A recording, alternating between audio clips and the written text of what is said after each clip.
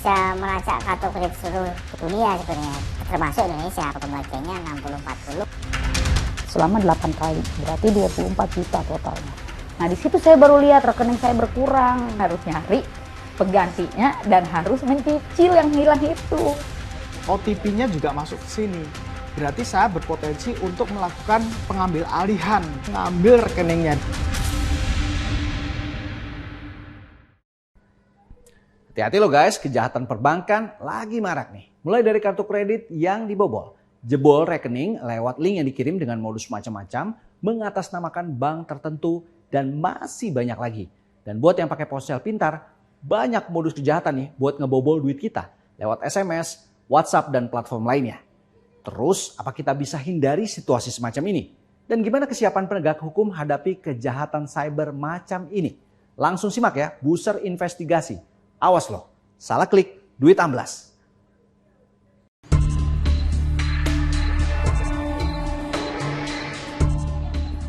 Nongkrongin laptop berjam-jam, berselancar di dunia maya, internet, satu pemandangan umum yang bisa disaksikan di banyak tempat.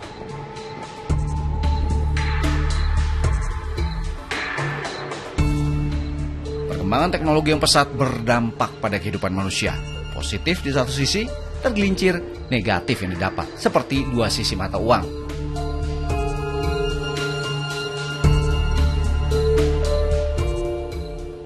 Beberapa kasus kejahatan yang memanfaatkan internet terus terjadi hingga kini. Salah satunya pembobolan kartu kredit oleh seorang hacker dengan menguras duit korbannya untuk kesenangan pribadi atau jadi ladang bisnis ilegal mereka.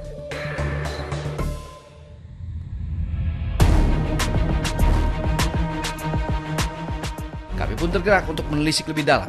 Lewat jaringan teman, seseorang yang tahu persis soal dunia hitam ini, kami jajaki. Kalau sampean ini nyarinya di mana? Di Indonesia juga atau? Ya itu dari luar sih mas barangnya. Tapi saya jamin bisa sampai Indonesia. Harganya? Harganya di bawah pasaran mas pastinya. Tapi kualitas sama. Berapa lama biasanya mas? Prosesnya nanti mungkin sekitar 2-3 minggu sampai barang datang mas. Oh gitu. Agak lama sih, ya agak lama.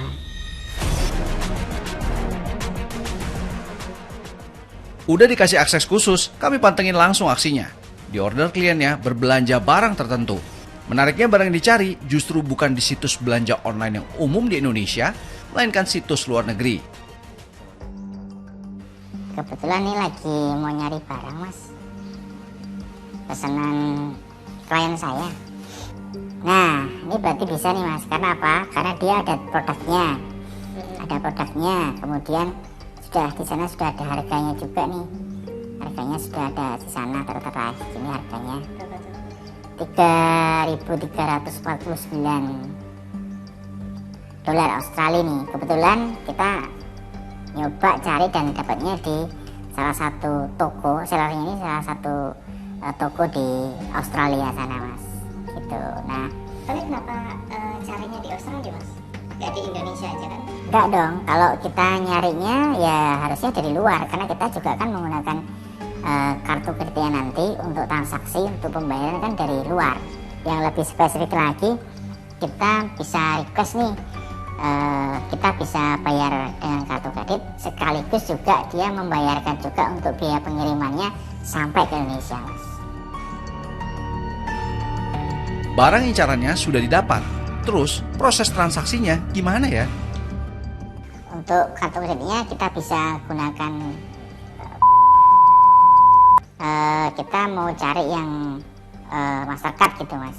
Kita cari aja yang biasanya menggunakan Mastercard tuh paling banyak mana. Misalnya dari orang dari itu kan paling banyak nih menggunakan Mastercard ya. Nah kita coba cari limit yang paling besar, ya katakanlah 4.000 sampai 5.000 US dollar gitu ya. Ini. Kemudian setelah kita sudah cek lagi untuk kartu kreditnya dari negara mana, dari banknya, kemudian expiry date-nya, terus kita generate aja. Informasinya yang pertama adalah jenis kartu kreditnya. Jadi misalnya dia pakai Mastercard atau Visa atau American Express.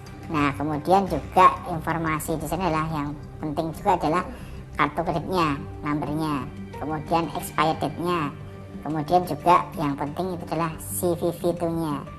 CVV itu juga biasanya dibutuhkan ketika kita melakukan transaksi online menggunakan kartu kredit. Dibutuhkan, kemudian juga alamatnya. Ini bisa melacak kartu kredit seluruh dunia sebenarnya, termasuk Indonesia pastinya. Membeli barang online dengan mencatut kartu kredit orang lain lewat jalur ilegal atau sebutan carding ini memang masih kerap terjadi. Carder atau sebutan bagi pelaku carding ini tak bisa bekerja sendiri. Ada beberapa trik mendatangkan barang pesanannya sampai ke Indonesia lewat jalur khusus. Ada orang yang sudah mengurus itu semua, Mas, dan kita arahkan, kita dibuatkan kayak semacam dropshipping gitu, Mas. Jadi kita ada alamat fiktif di luar Indonesia. Nah, tepat dengan kita punya dropshipping itu barang lebih cepat sampai. Selain itu juga prosesnya lebih aman juga di sana.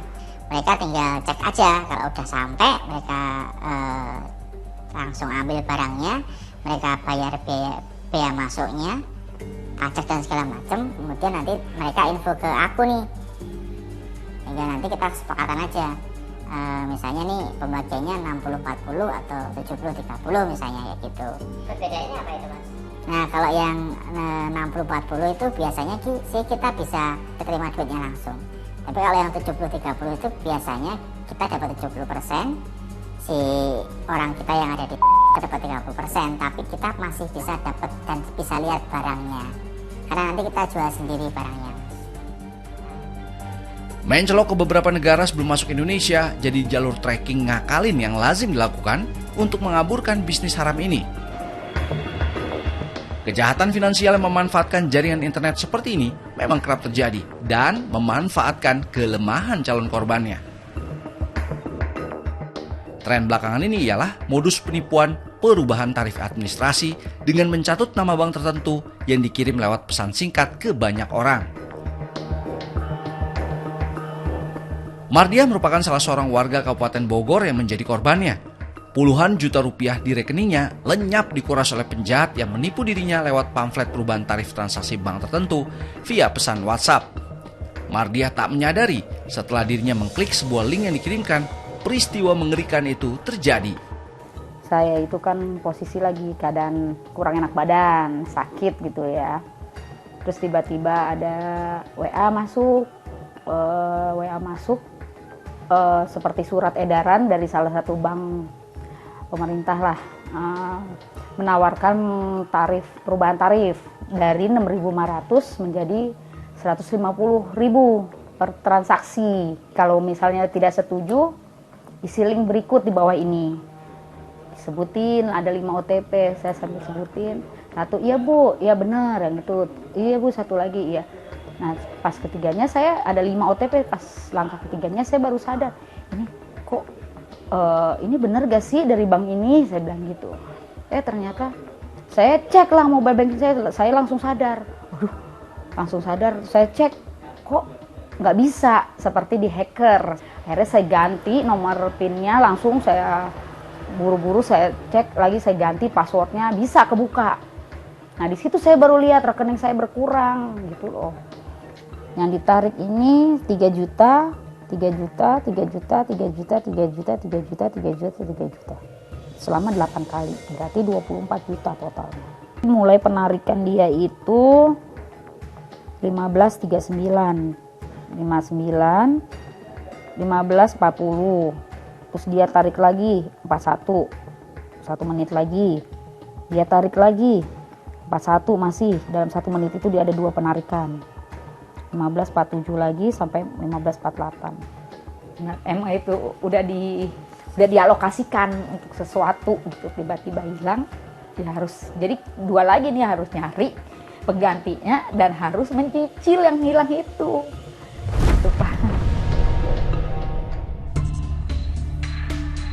Fakta pahit, jadi korban kejahatan perbankan membuat ibu rumah tangga ini melaporkan kasusnya ke Polres Bogor. Kronologis hilangnya uang puluhan juta dibeberkan kembali ke penyidik. Mardia terus berharap dengan langkahnya ini, polisi bisa mengusut tuntas kejahatan finansial yang dialaminya. ATP yang 5 itu dia bisa keluar, dikasih lagi OTP baru sama dia, tapi dia lewat telepon. OTP-nya juga masuk ke sini. Berarti saya berpotensi untuk melakukan pengambil alihan, mengambil rekeningnya.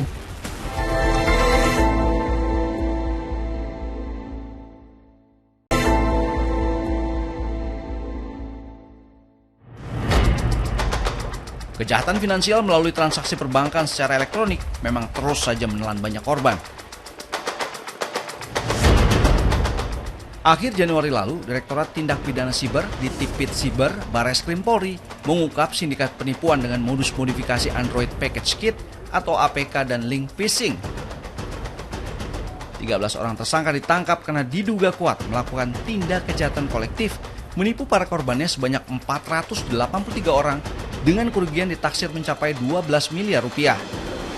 Terhadap perkara ini setelah kami kumpulkan, terdapat 29 laporan polisi di Polda Jajaran terkait penipuan berkedok modifikasi APK ini.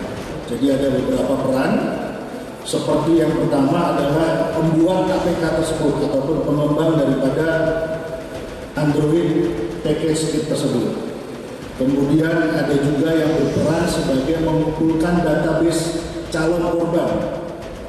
Kemudian ada juga pelaku social engineering dan penguras rekening, dan terakhir ada pelaku yang melakukan penarikan uang.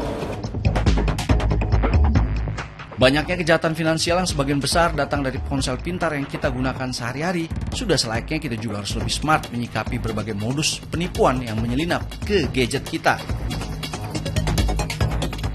Lalu bagaimana sebetulnya kejahatan ini mengelabui para korbannya? Memang akhir-akhir ini, sejak tahun kemarin, itu isu untuk pengambilan atau lebih tepatnya social engineering itu lumayan rame nih. Mulai dari link phishing, web yang phishing, tapi akhir-akhir ini menjurus lebih mengarah pengiriman salah satu aplikasi ini. Menarik itu sebenarnya dia bisa bahkan untuk mencuri balance kita atau uang kita yang ada di e-wallet atau dompet digital, atau mungkin bisa ke perbankan nih yang lumayan menarik, yang lumayan rame nih. Kami coba mensimulasikan bagaimana aplikasi ini bekerja dan mengambil alih ponsel pintar calon korbannya. Sebagai catatan, ini hanya untuk kepentingan edukasi dan bukan untuk ditiru dalam melakukan tindak kejahatan. Barusan saya mengirimkan salah satu aplikasi buatan kita itu ke teman saya yang menggunakan smartphone itu melalui salah satu media chatting. Nah, ini sudah dapat APK-nya, kita coba klik install. Nah, pertama kali diklik itu sebenarnya sudah ada informasi peringatan bahwa kalau menginstal aplikasi ini agak berbahaya. Secara bawaan aplikasi OS ini itu tuh tidak mengizinkan untuk menginstal aplikasi dari luar atau source yang tidak terpercaya dong. Nah, seperti itu. Tapi karena kita nggak membaca detail, kadang kita langsung aktifkan atau save atau next. Nah, di sini ini salah satu mekanisme tambahan yang untuk bisa membaca notifikasi nantinya. Si aplikasi ini memiliki kemampuan untuk meminta si user boleh menerima mengizinkan akses notifikasi. Biasanya kalau aplikasi abal-abal atau aplikasi bajakan, dia akan meminta permission yang aneh-aneh. Misalkan contoh aplikasi ini kan Gebiar Merdeka. Jadi ini aplikasi yang hanya untuk ngeklaim voucher. Tapi ngeklaim voucher di sini kok tiba-tiba dia minta untuk mengambil gambar dan merekam video. Ini sering muncul di akhir-akhir ini adalah aplikasi itu meminta perizinan untuk menerima atau bisa boleh membaca SMS yang masuk. Dari situ, kalau teman-teman nggak peduli, nggak memperhatikan, itu bisa bahaya. Kita coba masukkan nomor teleponnya. Lalu, apa yang akan terjadi jika aplikasi ini telah terinstall? Teman saya akan memasukkan salah satu nomor dompet digitalnya, DM and PIN di form tersebut. Nah, nanti secara otomatis itu akan terkirim di laptop saya. akun atau data yang oleh partner saya itu masuk ke sini seperti nomor telepon atau akun dompet digitalnya dia, PIN-nya dia, sama OTP-nya juga masuk ke sini. Dan dengan seperti ini, berarti saya berpotensi untuk melakukan pengambil alihan si akun korban dan nge-remote apa yang ada di sini. Sampai mungkin mengambil datanya dia, mengambil rekeningnya dia untuk ditransferkan ke satu akun digital yang lain. Nah, kalau sudah seperti ini, udah keambil alih akunnya, kita bisa melakukan cek notifikasi e-walletnya dia atau digital walletnya dia, dompet digitalnya dia. Yang kedua, bisa cek histori transaksinya tanpa diketahui oleh korban, seperti itu. Nah, yang selanjutnya yang lebih menarik itu bisa cek saldo nih, saldonya si korban. Seperti ini cek saldonya. Jadi kita bisa cek saldo, kita pilih cek saldonya, kita pilih. Nah, dia akan proses pengecekan. Nah, saldo untuk si korban saat ini itu 19.595 gitu. Terus yang menariknya lagi, kita juga bisa melakukan proses transfer dari saldo korban ke saldo kita atau saldo yang lain. Seperti itu. Nah, kita coba. Ini saldo saya saat ini ada, nah masih 59.555 ya. Kita coba untuk transfer dari yang korban ke tempat kita. Transfer, kita masukkan 5.000 ya. Jadi harusnya nanti yang di sini sudah terkurang 5.000, di sini tambah 5.000. Oke, ini akan kita transfer ke nomor akun digital wallet saya. Seperti ini, kita tinggal enter. Nanti akan proses dulu.